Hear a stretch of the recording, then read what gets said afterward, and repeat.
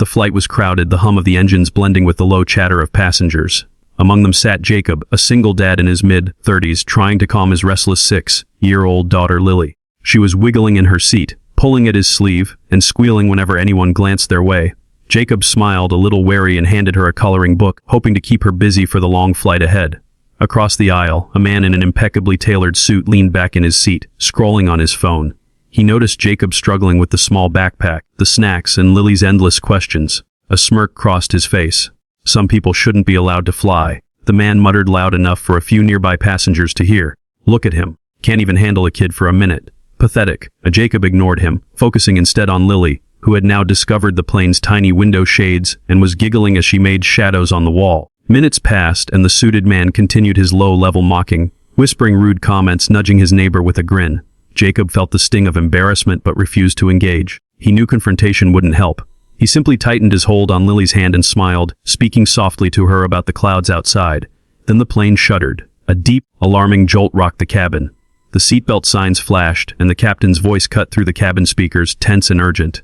Ladies and gentlemen, we have a situation. We need to know if there is a trained pilot on board. Anyone with flight experience, please identify yourself immediately. A wave of murmurs ran through the cabin. Panic flickered across faces. The suited man froze, his earlier arrogance evaporating instantly. Jacob, on the other hand, felt his heart tighten, but something clicked in his mind. He had flown combat simulators in his younger days. Not exactly a licensed commercial pilot, but he knew planes' mechanics and emergency procedures. He hesitated, weighing the chaos around him. Lily looked at him with wide, trusting eyes. I can help," Jacob said, his voice steady. Immediately, a flight attendant rushed over, relief washing over her face. She explained the issue: a sudden malfunction in the navigation system, combined with turbulence in a storm zone. They needed someone with precise instincts to assist until the captain could regain control. The suited man looked at Jacob incredulously. "You," he whispered, disbelief etched in every wrinkle of his perfect suit. Jacob ignored him, moving toward the cockpit with Lily's hand in his. The captain's eyes were sharp, scanning Jacob as he explained what was happening. Calmly, methodically, he followed instructions, helping to stabilize the plane. Sweat dripped from his brow, but his mind was clear, focused on the task at hand.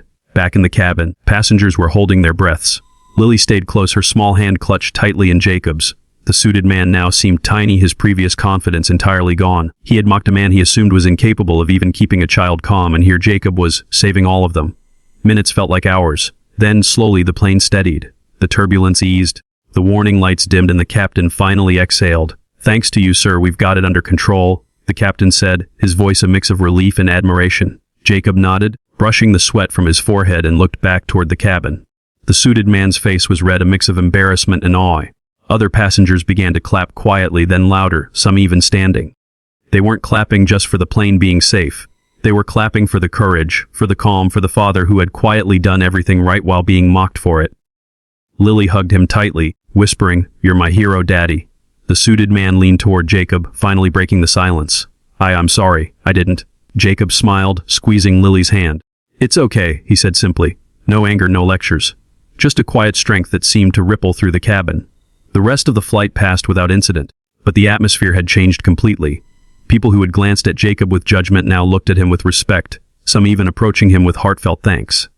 Lily's laughter returned, light and unburdened, as if the tension had never existed.